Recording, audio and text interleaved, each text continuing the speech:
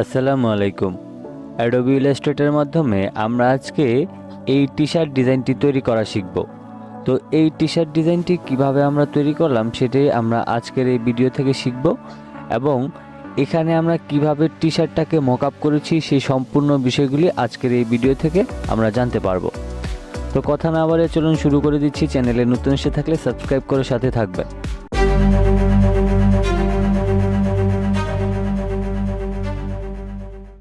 তো আমরা অ্যাডোবি ইলাস্ট্রেটরে চলে আসলাম। এটা হচ্ছে আমাদের মেইন ডিজাইন।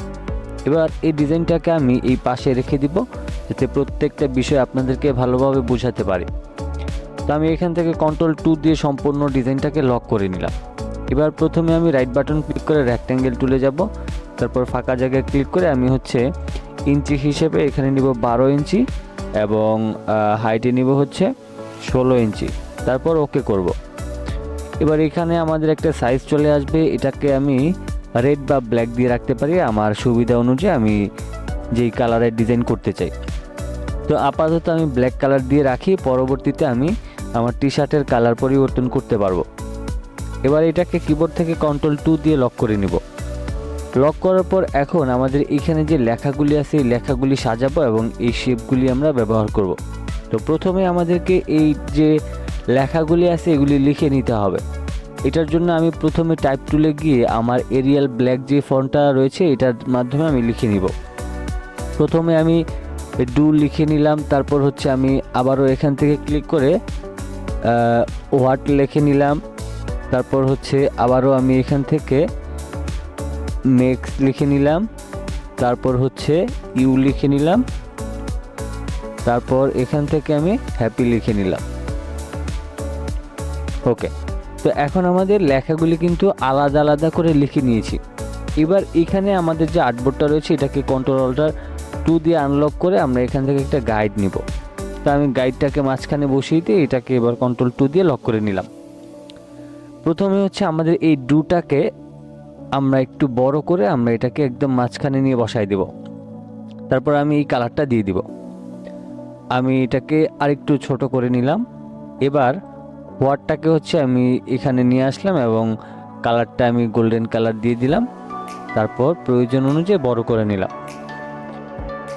আমি এটাকে এখানটায় রেখে আরেকটু উপরের দিকে তুলে দিব, তারপর আরেকটু বড় করে নিব।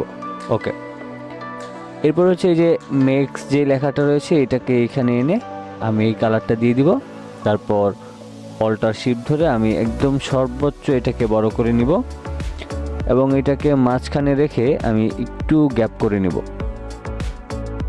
ওকে, এবার আমরা এই লেখাটাকে আরেকটু উপরের দিকে তুলে দিই।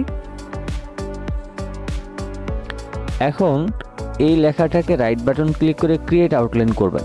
করার পরে এখান থেকে আরও কিছু গাইড নিয়ে নেবেন, এখান থেকে একটা নেবেন, তারপর এখান থেকে একটা নেবেন।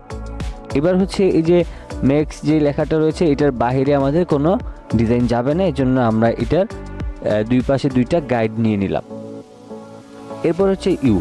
তো এই ইউ লেখাটাকে আমি এখান থেকে আমি গোল্ডেন কালার করে দিচ্ছি, তারপর এটাকে প্রয়োজন অনুযায়ী বড় করে নেব। ওকে, এবার আমি আরেকটু উপরের দিকে তুলে দিই এটাকে। ওকে, এবার হচ্ছে হ্যাপি। তো এই হ্যাপি লেখাটাকে হচ্ছে আমি একদম সম্পূর্ণটা বড় করে নিই, তারপর কালারটা পরিবর্তন করে দিলাম। এটাকে হচ্ছে আমি রাইট বাটন ক্লিক করে ক্রিয়েট আউটলাইন করে নেব। এবার আমি এখান থেকে এটাকে একটু ছোট করে নিয়ে এর লাইন অনুযায়ী বসিয়ে নেব। ওকে, তারপর এই পাশটা একটু ঠিক করে নেব। ওকে, তো এখন হচ্ছে আমাদের এই লেখাগুলি কিন্তু বসানো হয়ে গেছে। এখন এইখানে হচ্ছে আমাদের এই যে এই পাশে একটা শেপ করে নিয়েছি, এই শেপগুলি নিতে হবে।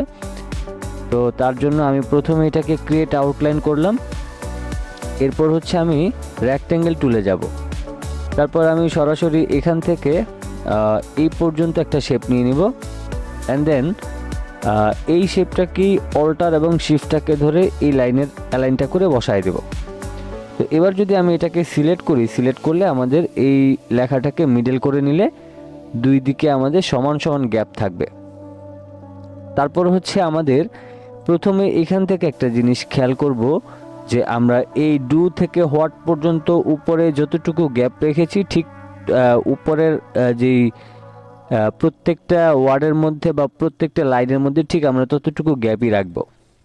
তো আমাদের উপরেরটা এবং এইটা আমি একটা কাজ করি, সেটা হচ্ছে এটাকে একটু উপরের দিকে তুলে দেই, তারপর মেবি সব কয়টাই ঠিক আছে, আমি জাস্ট এটাকে একটু নিচে নামায় নিলাম। ওকে, এবার আমি এখান থেকে রেক্ট্যাঙ্গেল টুলে যাব, তারপর হচ্ছে আমি এই ইউ লেখাটাকে একটু ক্রিয়েট আউটলাইন করে নিয়ে একটু ছোট করে নিব। তারপর আমি এখান থেকে রেক্ট্যাঙ্গেল টুলে গিয়ে আমি এখান থেকে এই পর্যন্ত একটা লাইন নিয়ে নিব। এবার আমি কি করব, আমি হচ্ছে আমার এই যে লেয়ার্স অপশন থেকে আমি আমার যে ইউ লেখাটা রয়েছে সেই ইউ লেখাটাকে আমি সিলেক্ট করব। আমি এখান থেকে এটাকে সিলেক্ট করে নিই। আমি চাইলে এটাকে একটু সরাইও নিতে পারি। এটাকে উপরে তুলে দিয়ে আমি একটু ব্ল্যাক কালার করে নিই, তাহলে বুঝতে সুবিধা হবে।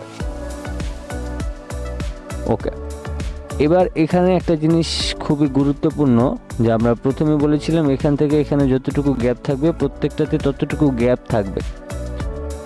তো আমি এখন কি করব, আমি অল্টার ধরে এটাকে আরও একটু চাপাই নেব গ্যাপটা সমান করার জন্য। মেবি এখন গ্যাপটা ঠিকঠাক আছে, আর একটু মেবি ছোট করতে হবে। আমি আর একটু জুম করে আর একটু ছোট করে নিই। ওকে, এবার মেবি ঠিকঠাক আছে।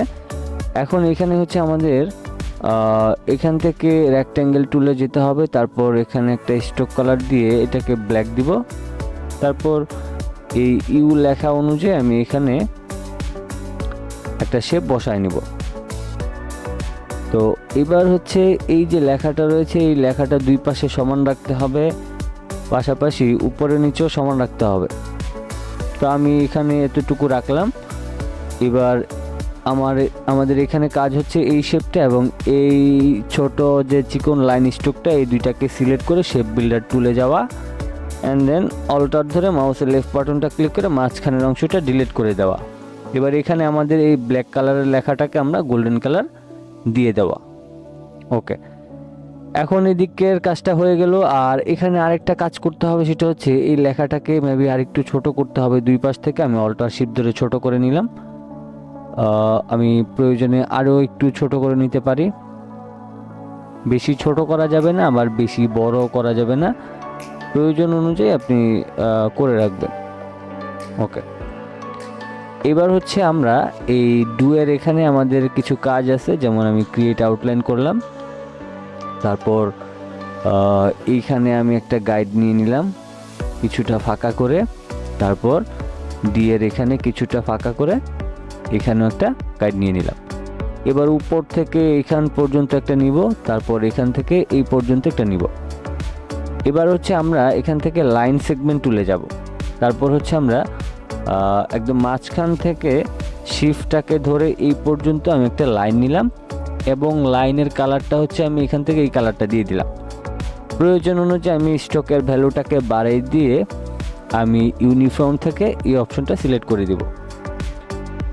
তো এখানে হচ্ছে এখন যে কাজটা করতে হবে, একটু জুম করে আমি এখানটা একটা কপি করে নিয়ে কন্ট্রোল ডি, তারপর এখান থেকে এখানে একটা কপি করে নিয়ে কন্ট্রোল ডি। ওকে, এবার এখান থেকে এই সব কয়টা লেখাকে আমার শেপকে সিলেক্ট করে আমরা বিপরীত পাশে কপি করে দিব। তো তার জন্য সম্পূর্ণ শেপগুলি সিলেক্ট করে রাইট বাটন ক্লিক করে আগে গ্রুপ করে নিই, তাইলে এখন একটা সিলেক্ট করলেই সব কয়টা সিলেক্ট হবে।